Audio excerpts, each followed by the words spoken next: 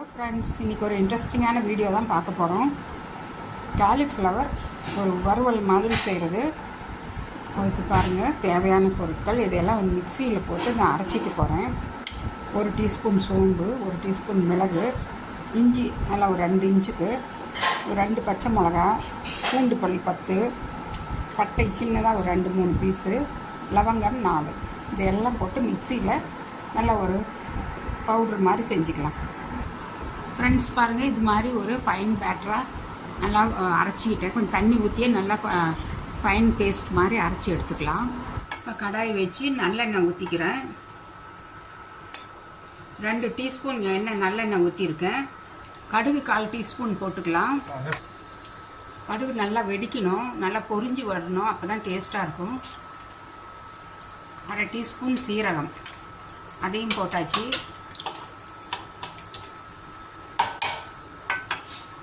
கடுகு நல்லா பொரிய ஆரம்பிச்சிருச்சு. 2 வெங்காயத்தை, ஒரு பெரிய வெங்காயம் பொடி பொடியாக கட் பண்ணி வச்சுருக்கேன். அது ஒரு கைப்பிடி அளவுக்கு கருவேப்பிலை, அதையும் போட்டு நல்லா வதக்கிக்கலாம்.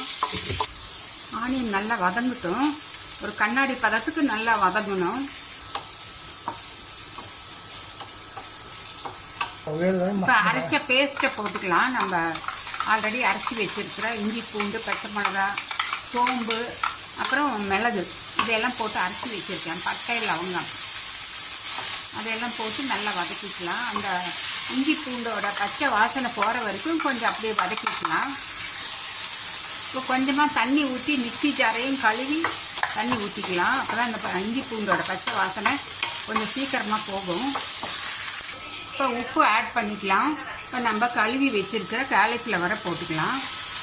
காலிஃப்ளவர் நான் கொஞ்சம் உப்பு, மஞ்சத்தூள் போட்டு நல்லா சுடு தண்ணியில் நல்லா ஒரு 2 நிமிஷம் ஊற வச்சு நல்லா கழுவி வச்சுருக்கேன். அதை போட்டு நல்லா கிளறி ஊற்றிக்கலாம். ஆக்கிடுங்க, நல்லா ஆக்குங்க. ஒரு 1/2 டீஸ்பூன் அளவுக்கு பெருங்காயத்தூள் கொஞ்சம் ஆட் பண்ணிக்கலாம். காலிஃப்ளவர் கொஞ்சம் கேஸ் ஃபார்ம் ஆகும், அதனால் இந்த ஸ்டேஜில் கொஞ்சம் பெருங்காயத்தூள் ஆட் பண்ணிக்கணும். இப்போ கொஞ்சம் மஞ்சத்தூள் போட்டுக்கலாம். ஒரு 1/4 டீஸ்பூன் அளவுக்கு மஞ்சத்தூள் ஆட் பண்ணிக்கிங்க. முடிஞ்ச வரை எல்லா ஃபுட்டுலேயும் மஞ்சத்தூள் ஆட் பண்ணிக்கிங்க. மஞ்சத்தூள் நம்ம ஜீரணத்துக்கும் நல்லது, அதில் நிறைய மருத்துவ குணங்கள் இருக்குது. அதனால் முடிஞ்ச வரைக்கும் நம்ம இந்தியன் ஃபுட்டு எல்லாத்துலேயுமே கொஞ்சம் மஞ்சத்தூள் ஆட் பண்ணிவிட்டு சமைக்கிறது நல்லது. இப்போ ஒரு 1/2 டம்ளர் அளவுக்கு தண்ணி ஊற்றிக்கிறேன். இந்த காலிஃப்ளவர் கொஞ்சம் வேகணும். அதிகமாக தண்ணி ஊற்ற வேண்டியது இல்லைங்க, ஓவர் குக் பண்ணாமல் இந்த மாதிரி அளவான தண்ணி ஊற்றி நீங்கள் குக் பண்ணிட்டீங்கன்னா அதில் இருக்கிற விட்டமின்ஸ் எதுவுமே அழியாமல் முழுமையாக கிடைக்கும். இப்போ ஒரு 2 நிமிஷம் மூடி வச்சு அப்புறம் ஓப்பன் பண்ணி பார்க்கலாம். லோ ஃப்ளேம்லேயே வச்சுக்கலாம் அடுப்பை. இப்போ ஓப்பன் பண்ணி பார்க்கலாம். நல்லா கொதித்து வெந்துகிட்ருக்கு. இப்போ நான் மீடியம் லோ ஃப்ளேமில் தான் வச்சுருக்கேன். இதுலேயே வந்து காலிஃப்ளவர் நல்லா ஒரு 1/2 குக் ஆகிருக்கும். இப்போ இந்த ஸ்டேஜில் நான் வந்து மிளகாய்த்தூள் கொஞ்சம் ஆட் பண்ணிக்கிறேன்.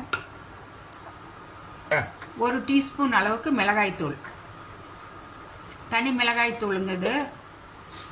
ஏற்கனவே நாங்கள் பச்சை மிளகாவும் போட்டு அரைச்சிருக்கோம், அதனால் ஒரே 1 டீஸ்பூன் போட்டாலே போதும். இப்போ தனியாத்தூள் கொஞ்சம் ஆட் பண்ணிக்கலாம்.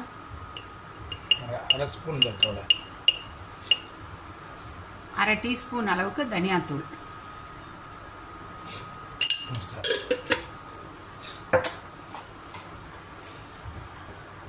இது நல்லா கலந்து விட்டு மறுபடியும் ஒரு 2 நிமிஷம் மூடி வச்சிடலாம். இந்த மிளகாத்தூளோட பச்சை வாசனையெல்லாம் போயிடும் மூடி வச்சு வேக வச்சா. இப்போ மூடி வச்சு நல்லா அது வெந்துக்கிட்டு இருக்கு. மீடியம் ஃப்ளேமில் தான் ஸ்டவ் இருக்கணும். இதில் வந்து 2 டேபிள் ஸ்பூன் கடலை மாவு, பஜ்ஜி கடலை மாவு எடுத்து வச்சுருக்கேன். இதை வந்து தண்ணி ஊற்றி நல்லா கட்டி இல்லாமல் கரைச்சி வச்சுக்கலாம்.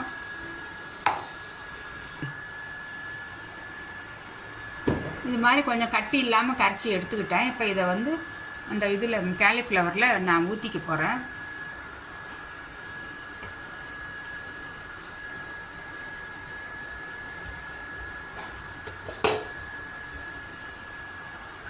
கொஞ்சம் ஒரு 1/2 டம்ளர் அளவுக்கு தண்ணியும் கலந்து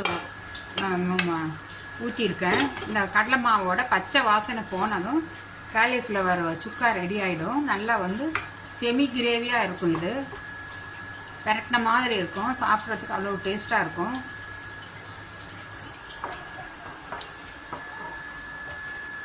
இப்போ அந்த கடலை மாவோட பச்சை வாசனை போகிற வரைக்கும் கொஞ்சம் நேரம் மூடி வைக்கலாம். ஒரு 5 நிமிஷம் மூடி வச்சிடலாம். ஸ்டவ் மட்டும் லோ ஃப்ளேம்லேயே இருக்கணும். வாசனை இப்போ பொடியாக கட் பண்ணி வச்சுருக்கிற இந்த கொத்தமல்லி தலையை இதில் ஆட் பண்ணிக்கலாம்.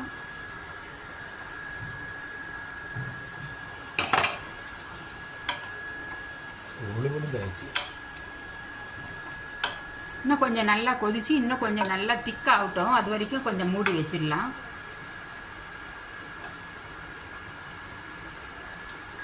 ஃப்ரெண்ட்ஸ், இப்போ இந்த கடலை மாவு போட்டு நல்லா அது பச்சை வாசனையும் போயிடுச்சு. காலிஃப்ளவர் நல்லா வெந்து நல்லா கமகமன்னு வாசனையாக இருக்குது. இது வந்து சப்பாத்தி, பூரி, பரோட்டா, அப்புறம் நீங்கள் வீட்டில் தயிர் சாதம், ரசம் சாதம் எல்லாத்துக்குமே நல்லா சைட் டிஷ்ஷாக வச்சு சாப்பிட்லாம். ரொம்ப சூப்பர் டேஸ்ட்டாக இருக்கும். சப்பாத்தியில் வச்சு ரோல் பண்ணியும் கொடுக்கலாம். ப்ரெட்டில் நடுவில் வச்சு டோஸ்ட் பண்ணியும் கொடுக்கலாம்.